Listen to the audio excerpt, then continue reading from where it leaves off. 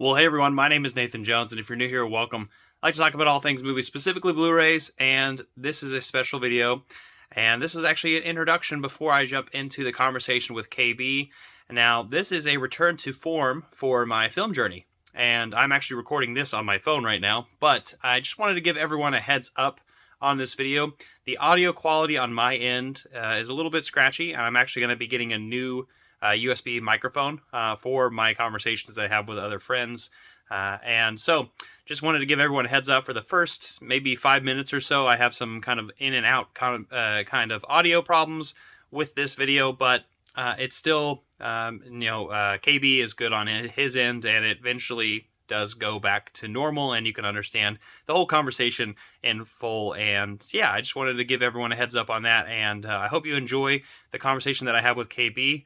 And I hope you enjoy the video and also the return of the film journey. So stay around and stay tuned for more of these film journeys. If you're ever interested in joining me on a film journey, I'm going to be talking to as many of you as possible as I can, because I would like to do that. So if you are watching this right now, make sure to comment down below or reach me out via Twitter or on Instagram. I'll be linking that in the description down below. So if you want to be a part of one of these film journeys, definitely go ahead and do so and contact me, and that way we can set up a time for this. So enjoy my conversation with KB, and I'll see you next time. I'm not jonesing around.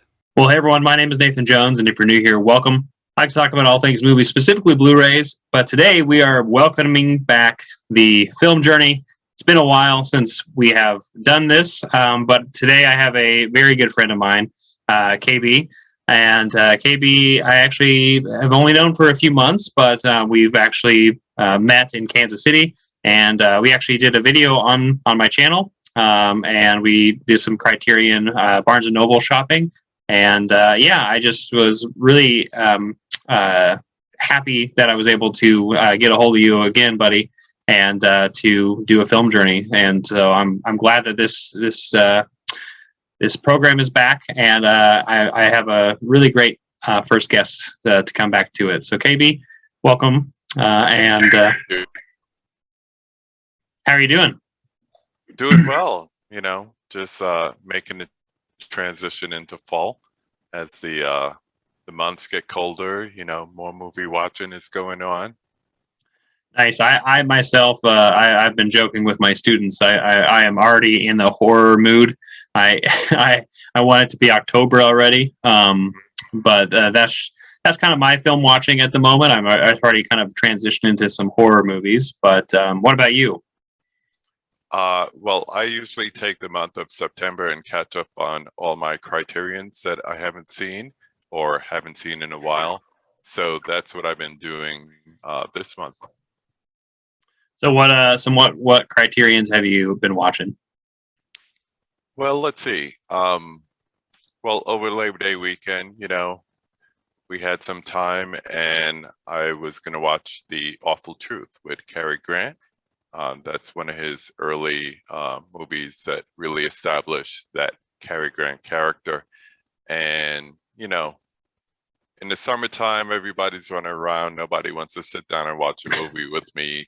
But I was able to convince my wife to come and sit down and watch that one with me. So that's nice. That's what I'm looking forward to as the weather gets cooler. It's like those opportunities to like huddle down and watch movies together with the family. Yeah, no, I can definitely picture like just the busyness of summer, where everyone's just constantly doing stuff. I feel like that's definitely very true for me as well. And yeah, as these months, I guess the days get shorter or whatever with the sun going down and the times get a little bit colder. I feel like you're able to slow down a little bit. So that exactly. Yeah. So besides The Awful Truth, for the holiday weekend, have you been watching any other films? Yeah, I finally caught up with the Bong Joon-ho movie Memories of Murder. That was pretty good. Still on my queue. Yeah. I try to catch up with a lot of the movies that we saw, that we purchased when we were together the last time. So a few of my Hitchcock movies and some others. I have a bunch of Criterion DVDs that I inherited, and a lot of the titles I've never seen before. So I've been going through that. Riot in Cell Block 11, The Night Porter, the original version of The Vanishing. That was another good one. Yeah. So one day I had a Warren Beatty marathon. I watched Shampoo. I watched Parallax View. So, you know, it's been fun. I like just taking that whole month and just challenging myself to watch Criterions, and it's a great way to catch up and crack some plastic on things that's been sitting on the shelf. Yeah, absolutely. And honestly, I like the eclectic too. They're all over the place with the different types of films you're watching. So you can go from like Night Porter and Shampoo to The Awful Truth. That sounds a lot like how I'm watching movies anymore. So just yeah. And that's the beauty of Criterion. You know, there are certain boutique labels that specify in a certain genre, but you never really know what you're getting with Criterion. And I think as time goes on, they're expanding their genres and the different types of films that they offer as well. So, you know, with the coming months, we already seen the titles that are coming out for September, October, and November. And that's a good indicator of their expansion of choices. I'm looking forward to picking up a few more. Yeah, myself included. I am very excited for those 4Ks. In particular, Citizen Kane, of course. Me too. Menace to Society, which I've never seen. That's that, and the other one that I'm really excited about. I'm blanking on it now. Okay, let's see. Shoot, now I'm on the. I know Mulholland Drive's coming out, and I know that the Piano's coming out. What are the other ones? Red Shoes. That's the one. That's the one. Yeah. Yeah. So, Menace to Society, Red Shoes, Citizen Kane. Those are the three that I'm most anticipating for myself. Yeah. What about you? I saw they just added Uncut Gems to it as well. Yes, they did. So, I'm definitely looking forward to Citizen Kane. I don't have Mulholland Drive, so I'll probably pick that up. And probably something else. I can't think of what else right now. You know, you see the initial list and kind of go crazy, and then yeah, right. You're like, what am I really picking up? Yeah, unfortunately, I'm definitely one of those people who might be like, well, I could get all of them. But then I was like, no. Mm-hmm. Calm down. I already have some of them, and they're good enough, I think. And there's a time and place. And honestly, the good thing about Criterion is a lot of these titles don't feel like they're going to go out of print. Like there are a few things that have been out of print because they just lost the rights to them. You know, like I know Days of Heaven just recently, Rosemary's Baby, for instance. Those titles rotated out of the collection with the rights, at least for the Blu-rays, but they're still available. And not in the collection itself, but they got re-released from the studios that got them. So at least there's that. So you have an option if you missed out on the edition for the Criterion. So. Yep. All right. So for people who are not aware of this, it's been a while since I've done this, but I used to do a series on here called The Film Journey, and where we kind of explored my guests' journey with film, right? And this all starts off with the basic question: what are some of your earliest memories with films? Wow. I think my earliest memory is being taken to see like the live action Disney movies that were popular in the 70s. I'm a 70s, 80s kid. And for some reason, the one that sticks out in my mind is Swiss Family Robinson for some reason. I remember seeing that. And then another time I remember going to see another movie, and it was double featured with something called Sparkle, which was not family oriented. And I just remember my aunt and my mom picking me up and saying, "Oh, it's time to go," because I guess the adult content on the screen wasn't the right thing for my young eyes. So yeah, I remember that. And of course, as I got older, fond memories of my dad taking me to see the original Star Wars or going to see Indiana Jones as a family. And then, of course, that moved me into the 80s, and that's pretty much where my main movie watching began, because that became the age of VHS tapes, and home media became a thing. So that was it. It was me in a video store, and you couldn't stop me. You have some video store memories of any particular title that maybe that you watched that had some semblance on what you like now? That's a good question. I think that's when I got into the movies that preceded me, as far as like movies from the 40s and the 50s that, unless they came on TV, I'd never seen or heard about before. So that's the first time I seen a Hitchcock movie, or that's the first time I saw a Charlie Chaplin movie, or whatever the case may be. So I think my love for older cinema began by just having those options presented to me. So of course you had the popcorn films and what was new at the movies coming out on home media, but then you also had this back catalog of movies that were available to you, and just trying to be a sponge and consume as much as possible. I was getting into that as much as I was getting into the new stuff. And then it was TV too, stuff like The Honeymooners. And, when you purchase that, then you could watch those things over and over. And that was a new concept at the time. Speaking of purchasing, and I know VHS, I know like near the beginning of VHS, it was very expensive, obviously. Yeah. And then it obviously went down to a reasonable price for most people, I suppose. Although, albeit probably still rather expensive, but anyway, going back and thinking about when it started getting more accessible to a lot more people. Is there any like first VHS acquisitions that you remember that you had instead of going to like the movie store? The James Bond movies, those are big. But of course, the Star Wars movies, having those, watching them over and over, hoping you don't pop the tape. Yeah, I think those were the biggest ones, because everyone had it. It was kind of like Michael Jackson Thriller. Everyone had it. And I still remember the time I went to my friend's house and we were watching Michael Jackson's Thriller, and then he said, I also had this new movie called Nightmare on Elm Street, and popping that in and seeing Freddy Krueger for the first time. That's a scary day. Double whammy.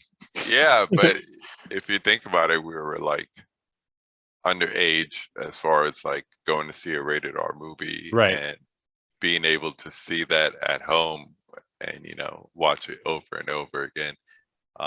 I think that's when I first got into the 80s slasher movies. That's a great introduction, because like, I mean, to cue it up with Thriller is like amazing, because I remember early on in my childhood, when I was growing up and watching that has played so much, Thriller, but I remember watching it with my cousins one night, I think on MTV. And I remember watching it and just being scared, because I mean, the first time I watched it was probably as like a 5 or 6 year old kid. And it's obviously a great song, but like the practical effects on Michael and just everything going on, are just like, what is happening? I'm like, I just remember that it's almost like one of those photographic memory parts of my mind. Like, I remember exactly where I was and who I was with when I saw that for the first time. So yeah, that's a Thriller is one that's embedded in my own mind as well. But to follow it up with Nightmare on Elm Street, yeah, that's a good introduction. Yeah. So I guess going from there, a little bit further on into the VHS, into the DVD and collecting days. Was there any noticeable transition that you had, or any time where you decided to start collecting film? Or has it always kind of been there since that first moment that you watched, Nightmare on Elm Street? Well, I think the biggest change was I was older and I was making my own money. So it wasn't waiting for a birthday or Christmas gift or, the kindness of my parents' heart to buy a movie. It was, I have my own money now. And, putting together like my first home theater in my house and, introducing DVDs. The way I did it was my wife's a big Wizard of Oz fan. So I made sure that was like one of the first DVDs I bought just to show the magic of this new media. And good idea. Once she saw that, she was hooked. And all I did was open the floodgates. I was at Best Buy every Tuesday, at least dropping $100, and that started my collecting. Yeah, it was bad at the time. I can it was going back to that. I'm gonna come back to that. But yeah. was it on Tuesdays or was it on Fridays? Like, did they initially it was Fridays and then they moved it to Tuesdays? Right. Yeah, because they try to match it up with at the time it was New Music Fridays. Right, exactly. So it was music and then movies, and comic books were still on Wednesdays. Comics were on Wednesday. I remember that too. Kid. Yeah. But like that was like a big thing because you get paid on Friday. You go to the store. But then as they moved it to Tuesdays, it's probably when I really got into DVD collecting. So, that's when we just go. My best friend and I would just go, and sometimes we wouldn't even know the movie, and we'd just look at the cover and say, "Secretary, you look interesting," and buy it. So, I can relate to that way too much. Because I definitely, especially when new releases were hitting. I mean, like today we're recording this on a Tuesday, and today I think the Thing 4K came out, which I ordered, but I didn't buy it. But the thing is, the Thing, nice.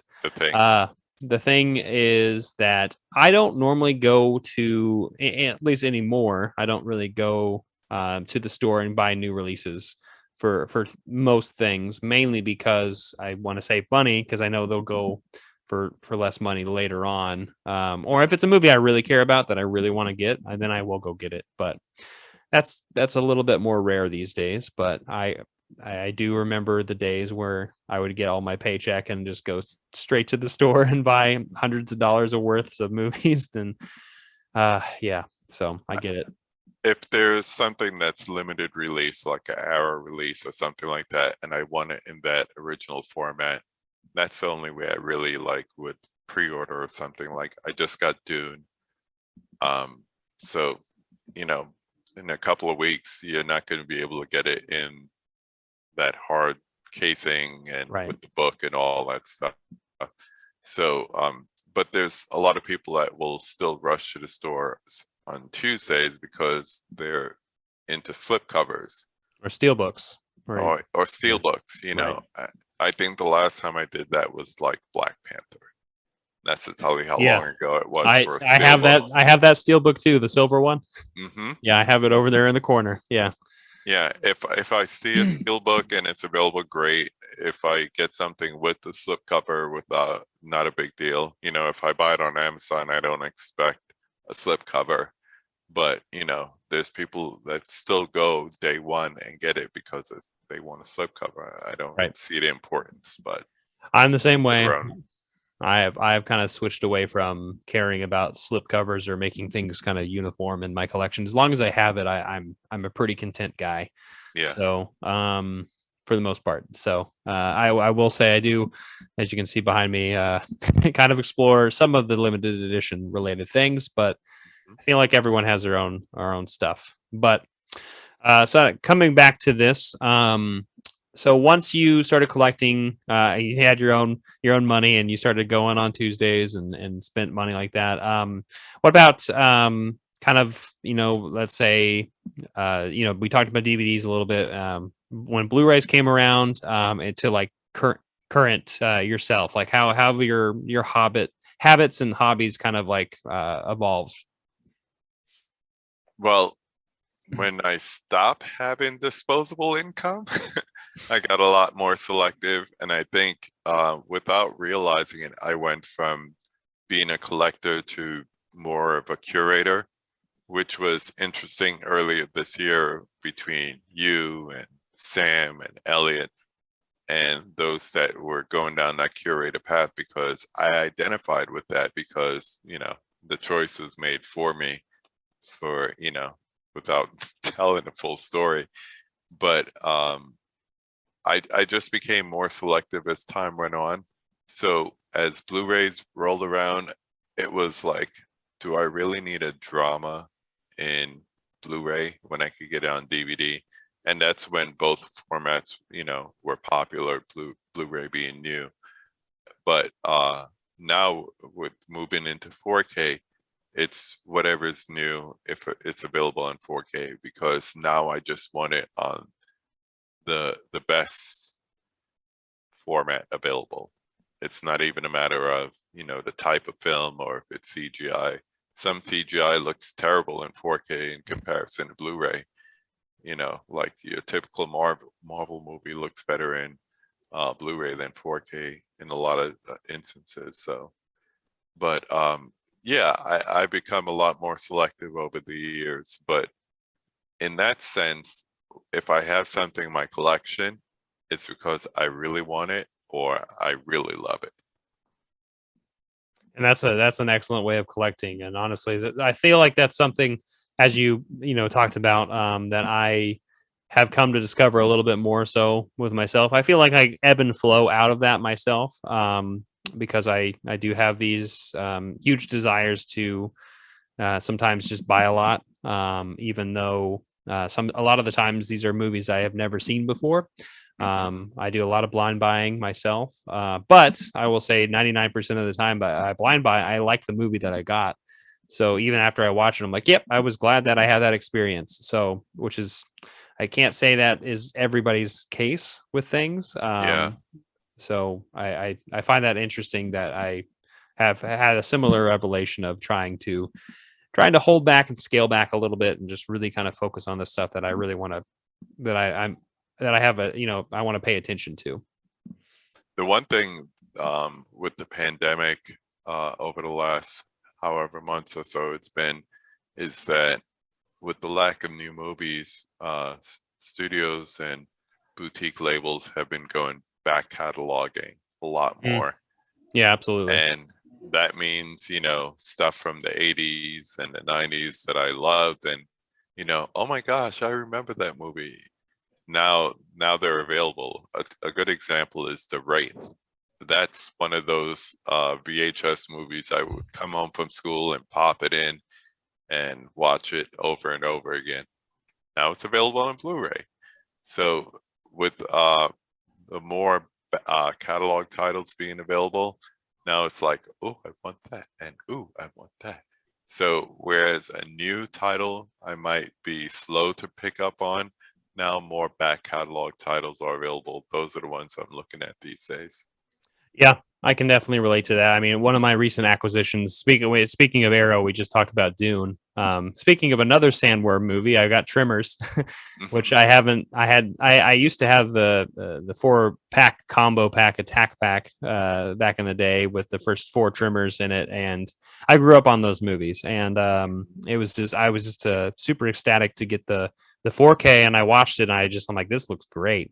So I was just really happy to go back and watch something that I had on. I never had it on VHS myself, but I know I have my old just cheap DVD, that can easily get scratched copy that I played over and over and over again when I was a kid, and so I just remember just thinking like that's a movie that like Dune or. And maybe I mean Wraith is a good one as a VHS movie, but like there's a lot of those kind of movies that are really getting some treatment, which you would never think would have treatment like that. No. And I honestly think if we didn't have the pandemic, we wouldn't have half these titles popping up now. Because we have a lot more new movies out there. So there is some kind of blessing in disguise with what's going on. I'm going to shift gears here a little bit. So now we've talked a little bit about some of those memories that you've had all the way up to now. I asked this a lot, or a version of this question, but I'd like to kind of alter it a little bit, tweak it a little bit. But I wanted to ask, what are some of your favorite films that you have just stuck with you, or maybe even something that's more recent? But what are some of your favorite movies? Well, I've mentioned Hitchcock a few times, so I like to work according to director. So I'll give you a couple different directors, and I'll give you some titles. So with Hitchcock, I can't give you one. I think we spoke about your 4 R's, or your favorite Right. Hitchcocks. So I have Psycho, I have North by Northwest, I have Vertigo. So I'm a Scorsese fan. I like to say that seeing Goodfellas for the first time is what made me from just being a movie watcher to being a cinephile, because for the first time I paid attention to something technical, not just watching the movie and the plot and the acting and whatnot. And it was the long take going into the Copacabana. So that made me pay attention to the movie in a different way. I like Guillermo del Toro. I think his brand of horror is a lot different. It kind of strikes back to a Gothic period. Mm-hmm. So he shows you how monsters can be human and humans can be monsters. So I think Pan's Labyrinth is a great example of that. One of my favorites. Same here. And your typical fare, your Empire Strikes Back, Do the Right Thing is up there for me as well. And then 50s and 60s movies, like On the Waterfront, that's big for me. Anything that's gritty or human condition stuff that you don't see every day, I like those type of movies. So I could always revert back to them. That's a eclectic mix and a bag there too, and I like that you went with the directors. Like, if we're going directors, like, you can specify with different ones. Those are all excellent picks, and luckily I've seen them all too. So yay! Because there's always something I've never seen, and that's the cool thing about these journeys anyway, is that we're always discovering stuff, and we just never have time. Or we have all the time, I suppose, or whatever, to just keep watching new things. And so that's why, going back to this initial question, like, what is some of your favorite films? Like, I always asked it, like, what's your favorite film? And some people have that static answer, but I feel like that changes so much. I don't have one. Yeah. There's no way. It's like you have moods and you have emotions, you have genres. There's no way you could pick one and say, this is it. This is the staple. It's art. These moving pictures are an art form. So it's like the way it strikes your mood, the way it strikes your fancy. I don't feel like watching Freddy Krueger all the time. Mm-hmm. I don't feel like watching Star Wars all the time, or putting on a Criterion all the time, or whatever the case may be. So it's whatever I'm in the mood for that, really registers up there, as far as like, this is one of my favorites, or this is a great, or, The Thin Man, I could watch that over and over again, whatever the case may be. Yeah. And it's to me, honestly, how I've been structuring it is I also think a lot about emotion, and like kind of where I'm at in my life. And at the same time, I've honestly even thought about the ways that how many times I've watched a film. And when I say that, I can go on the polar opposite end. So I could say something like, Lord of the Rings, for instance, which is a lot of people know that's one of my favorite trilogies. So that's my favorite trilogy of all time. But I could go with another favorite of mine, A Ghost Story, and I've only seen that movie once, but it was so effective for me because I have a personal connection with that movie, and something that happened in my life that it's still very, very important to me, even though, you know, I've seen it the one time where I can say, if I had my list of films that I watch that I really, really like Pan's Labyrinth, for instance, is another one, like for me, or The Princess Bride, I've seen those movies countless times. And I revisit them in different times of how I'm feeling. Right. And I think that's the beauty of movies, and that we can kind of just zigzag, and we don't always have to have this static kind of view of things. So Do you watch Lord of the Rings individually, all three together? And do you watch regular version or extended? I watched the extended of them, Same and here. I've only done all of them together twice, I think, ever. Because I'm actually, believe it or not, everyone who's watching this, you know, I have a million movies and stuff. I am a very restless person. I cannot stay put for very long. I have to, I can do like one of the extended movies, right? It's going to be a bit for me, but I can still do it. But at the same time, I have to go do something else. I have to go out, go on a walk, read a book, make food, or make a coffee or something. I have to do something else for a bit, play basketball, watch basketball, etc. You know, that's how I am just naturally. So, but yeah, to answer your question, I would say extended, and I usually do them one at a time. Yeah. What about you?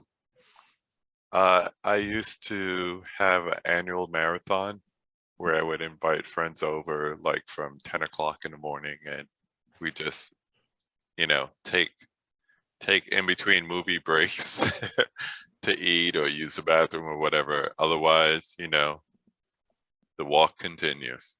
Yes, the walk continues.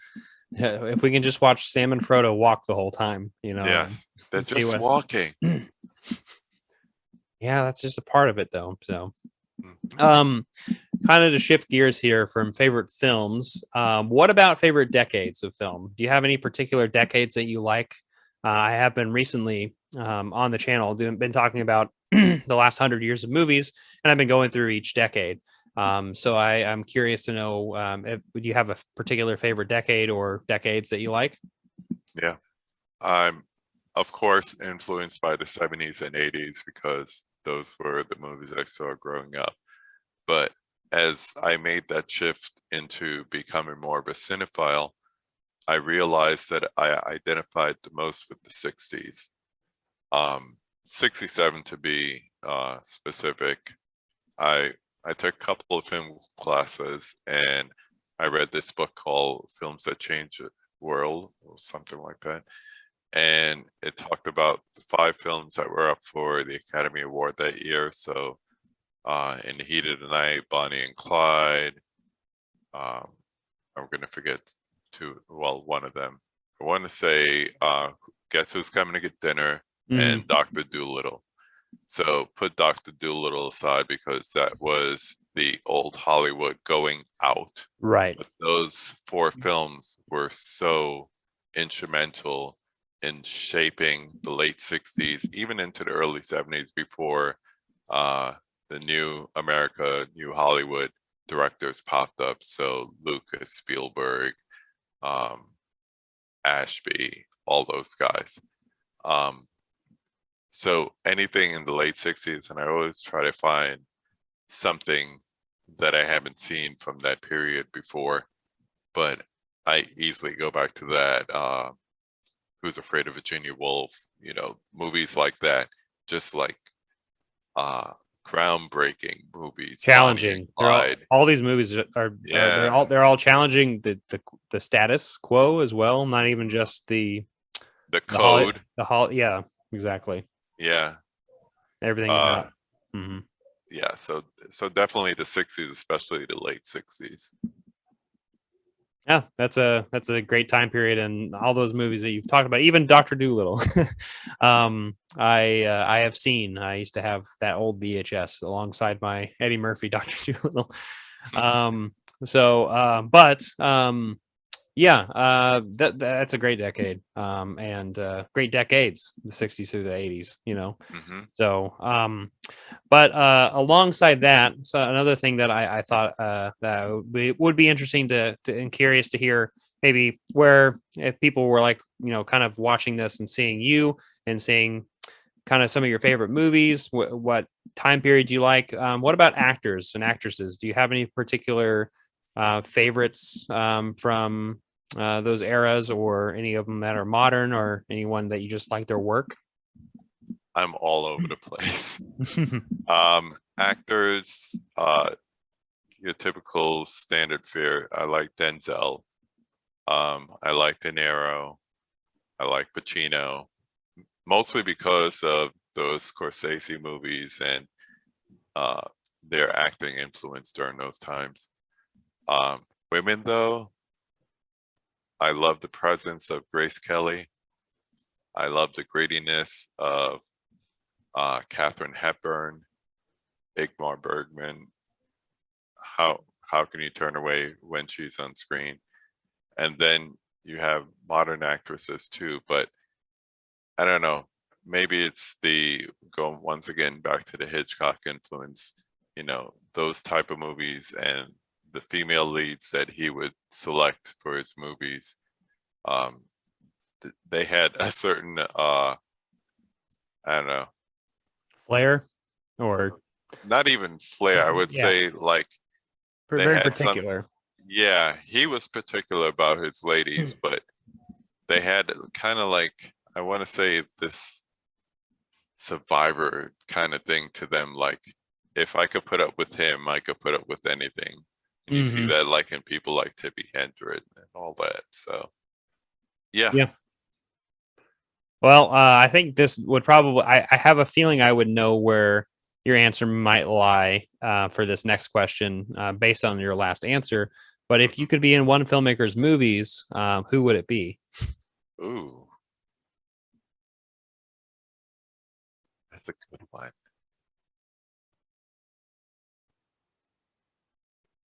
As cliche as it sounds, I'd like to be in Spike's movie. Yeah. Because, yeah, I'd like to see what a Spike Lee joint would do with me on screen. That would be interesting. Yeah, I see. I was thinking you would go with the Hitchcock, but Yeah, yeah, I had to throw you a curveball I there. like the curveball though. What era Spike would you want to be in? Early, Early Spike. like still independent Spike. She's got to have it, Spike. Maybe even School Days, Spike at the latest. But anything after that, you know, maybe Do the Right Thing, but nothing later than that, because then it gets polished and commercial. Still good at times, but you know, more Hollywood than independent. Right. Yeah. It started, like you said, becoming a little bit more mainstream, a little bit more. It had a direction to it. Not all the kinetic. I feel like that all that early stuff had energy to it. That Yeah, and like I said, sometimes he still hits it. Like 25th Man is one of them. 25th Hour. Yeah, I still haven't. 25th Hour. Well, I was combining them. I was thinking Summer of Sam, Man, 25th. Never mind. I still need to see that movie. By the way, It's I'm pretty actually, unfortunately, I've only seen, I think, 3 or 4 of his joints. good. Mhm. And 2 of them are the most recent ones he did, Black Klansman and the Five Bloods. Like, I think those are 2 of the only ones I have seen, and then Do the Right Thing, and School Days. So, yeah, yeah, I need to get on his filmography for sure. Nice way to spend a Saturday, you know, in between coffee and walking and reading. Right, just throw in a Spike Lee joint, and then here we go. Yeah. Okay, so now that we got some of those fun answers out of the way, so I guess outside of watching film, how has your passion for cinema impacted your interactions with other people? That's a good question. I think, and this goes towards any type of niche interest that people have. It could be comic books, it could be, pottery, it could be anything. I think with movies, I've learned how to not just talk about movies with people, because it's very easy to just, this is what I'm into. Don't you want to hear about it? And it's very easy to forget that not everyone shares the passion. There's a difference, like I said before, between a movie watcher. Shang-Chi made 90 million. The majority of those people were movie watchers. They weren't cinephiles. They weren't looking for the balance in the movie and, things like that. Right. So I've learned how to kind of pull back on the reins when it comes to talking about movies. Now, if you want to get into it, I can, but, I understand if, all are Happy Gilmore movies or something like that. Which I'll just start talking like Adam Sandler. Yeah, that's fine. We could go there, but I'm not going to bring up, the Criterion Collection or talking about The Thin Man or something like that, because you would have no idea. There's still a majority of people who don't watch movies with subtitles, or these days can think about watching a black and white film.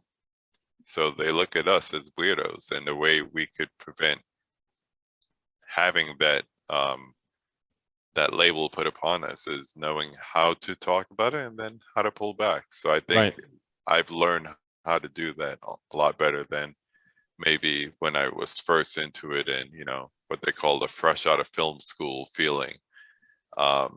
Yeah, you got to pull back sometimes. Yeah, I'm actually noticing that transition myself because, I am approaching my early 30s at the moment, and I will say when I had that fresh out of film school phase, definitely in my earlier 20s, that's all I wanted to talk about. And honestly, I mean, that is a lot of the stuff that I talk about, and when I'm talking to my friends who don't watch, they're just normal movie watchers, and they do have if they ask me, I will go into it. But if otherwise, I try not to shove that down other people's throats too much, even though it is like I'm like right now, for instance, I'm incredibly excited about like 4 things in particular that like I can only really talk with like you and like my film community, and I'm like just I'm super excited about them. But yeah, it's interesting, and I need to learn that humility of like just holding myself back a little bit, and also just caring about the other person and like what they're interested in, and I want to hear what they're interested in too. You might find that common ground outside of cinema. You might find out they're from Indiana. Next thing you know, you could talk to them about the Pacers or whatever the case may be. But I think we have our little circle, and we have forums, and we have Letterboxd, and we have YouTube. And I think as long as we have that circle that we can come back to, that's good. There were times before social media and all that stuff where it was hard to find each other, and even without like contacting, like I think I told you with Elliot, when I first found his YouTube videos, I just went back and watched all of them from the beginning. And, I felt a connection. Don't know the guy, from Adam, but I felt a connection because it was that, that equalness, that I see something in you that I identify in myself. So when you can't do that with the next person, just realize you still have your circle to come back to, and find something else that you could find in common. Yeah, that's a great point. And I'm just like hearkening back to like our conversations, like after, we did our video, and just talking about all sorts of things, just all over the gamut of things that we enjoy, that we share. So I always love that. besides the, I guess, those interactions, like how about like your outlook on life? Has it how's that passion for cinema kind of impacted how you look at your outlook on things? Like, are you more cynical? Are you more pessimistic? Are you optimistic? Things like that. What I think cinema has done is it showed me how people could find light in dark situations, not just, we know stuff that happens here in the States, or we might know overseas because we're so closely related, but like getting into Eastern European cinema, or getting into Australian cinema or Asian cinema, and just knowing the times in which these films were made and what were going on in their countries, and to see what they created in those times. And that almost makes you feel like, regardless of what's going on in our world, we could find some light in there. So it's almost too easy to become more cynical. I don't need to be more cynical. I could easily go there. But I think what these films have shown is that there's some beauty in the middle of all this darkness, regardless of what country and what time period it is, what's going on in your world. So I think cinema has shown that to me. And I think the most important thing is to have some type of semblance of what's going on during that period in which that film was made, because it just gives you a deeper understanding of it and a deeper appreciation at times too. Yeah, that's something that context that as somebody who, a former history major who eventually was going to have their history degree, but decided to go another route with what I did. But just the idea of, I feel like a lot of us who are watching this right now, and a lot of us who watch these films, are those people who like to kind of explore the context or the specifics of when was this film made, where was it made, who were the people around them, what were the politics of the time, what were the social settings. All of that just, I think, plays into a deeper, that you get that enriched experience. You get that deeper understanding of what's going on with it, even if it is like, let's say something, like, the Swiss Family Robinson, like you said, early on. It's like, well, you can take that movie from the time period and then like transpose that to like what was going on in the country at the time, and like thinking about like, okay, well, tell me about Disney, the studio at the time, and like what they were doing. And then like you just go down these rabbit holes that we all go down, I feel like. Yeah, always fun. It's a little maddening too. Yes, because it never stops. It never you stops. think the hole has a bottom, but there's no bottom to the hole. Yeah, just yeah, that's, I couldn't say it more perfectly than that myself. I guess the last thing I'll ask before we part ways is, with all that being said, what has film done in your life, just in general? Like, has it changed anything within you, or just what does it mean to you, I suppose, now? I think it's almost too easy to say, like with a book, you go on an adventure or whatever the case may be. But to see passion, other people's passion, put onto a film screen, it kind of gives you like direction for what you can do in your life, or whatever passions you may want to pursue. So whereas before, like I've always been into music, and that's always been my thing. If you ask my friends, that's what they know me for. But I think what movies and cinema altogether has allowed me to do is to take that passion and say, well, this passion is also related to this one. It's kind of like going back to Martin Scorsese. Have you ever watched any of his interviews? Yeah. He's all over the place. Yes, he is. One time I tried to write down all the movies and all the directors that he made reference to in an interview, and I literally, my hands started to cramp up. And I really think it's like that with cinema. It gives you like different directions that you could go into and explore. You could explore soundtracks, you could explore lighting, you could explore photography and cinematography and acting. And, you know, if you like a certain director, there's that rabbit hole to go down to because they were inspired by 5 others. That's 5 other directors with 5 collections of films that you could get into. And it just continues down further and further. And then being in circles like we are, you start to hear people talking about other directors, and you're like, well, if Nathan likes him, he must be cool. So I gotta go check out his filmography and see what I can find. And it just continues like that. So I think that always exploring mentality is what it has brought to my life. So it's not just like you're known for a thing. You're not the music guy. You're, you know, the guy who's into different arts. And I think it's always like that. I feel like for the rest of my life, I'm always going to be exploring something to do with the arts. And that really came from cinema.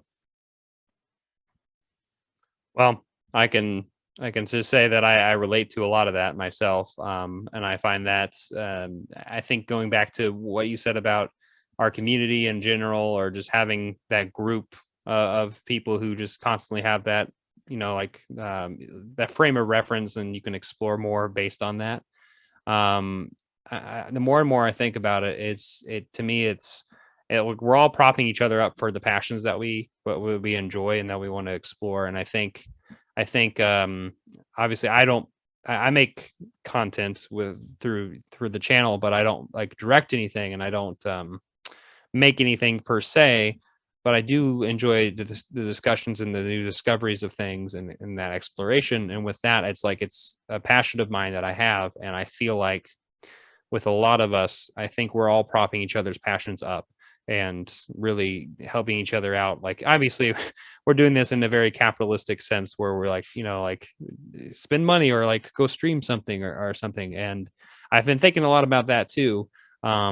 You know, because I don't want to lead anyone astray, or, you know, if somebody doesn't have the means to follow this, you know, I don't want to, you know, just like show off anything, if that makes sense. But I don't know. I think we're lucky to have a community that we are all around, that understands, or at least has a semblance of understanding from where all of us come from. And we have these different backgrounds and stuff and different means. But at the end of the day, we all care about kind of the same thing. And we're pursuing that in our own way. And I really, really like that. So, Yeah. Yep. All right. So I just wanted to say thank you, KB, for doing this once again. It's been a pleasure. I'm going to have to go up north sometime soon, once you know, the seasons get a little bit better for the cold times. But where can everybody find you? I know you have something to share with us. Yes. Talking about expanding, I have a podcast. I do a podcast with my friend Kate called The Center Seat, and we do movie critiques, and we have fun at it, and we don't take ourselves seriously. And she's the yin to my yang when it comes to doing film critiquing, because I don't know, it's just an adventure. So you can find us wherever you find your favorite podcast. And yes, pretty similar. I'm going to be doing my own YouTube channel soon, so I'm looking forward to starting that. I just want to talk movies with people who love movies, and that could be anybody. That could be a Oscar-winning screenwriter. That could be, you know, the homie down the street. It doesn't matter to me. If you love movies, I want to talk movies with you. And that's what my YouTube channel is going to be about. I'm very excited about that. Before we jump into that, though, I will say to your podcast, to everybody, I love the center seat, and I love the dynamic like that. KB was just explaining with Kate. There that he's right about the opposites of how they go about things, but it's a really nice complimentary thing, and it's a lot of fun to listen to. Their most recent one that I listened to was the Shang-Chi one that just recently came out, and that was a lot of fun. Has a nice little preamble to the story. I like that little. I like that. Yeah, she's a character. Yeah, but I endorse that podcast. So anyone listening, please go check that out. I'm going to be linking that in the description down below. And I don't know when KB is doing his YouTube channel, but I'm very, very excited about it. Thank you. Coming soon. Once the winter months come on, then there's nowhere to go, so I might as well start a YouTube channel. I love it, and hopefully we can talk again. Maybe do some collaborations back and forth, and I'm very, very thankful to have you as a friend, and also to have you on here. So, do you have anything else you wanted to say to the fine folks watching? I just want to thank you for the opportunity to come on your channel. I have to tell you, the last thing I did before I came on here was watch your latest episode. So thank you. I am a friend. I am a fan. So I thank you. Well, I appreciate it. And if you enjoyed this, everyone who's watching right now, please go check out KB on his podcast and soon YouTube channel. I hope you all enjoyed this. This is a reintroduction to an old segment of mine that I find to be one of the most rewarding on my entire channel, and also just among a lot of my friends. So I'm very, very thankful to start this back up, and I hope you enjoyed it. Let us know if any of these talks or discussions had you thinking about anything. Let us know what those are in the comment section down below. We're excited to read them and interact with you on there. So thank you so much for watching. I hope you give this a like, share, hit the notification bell, and we'll see you next time. I'm not jonesing around.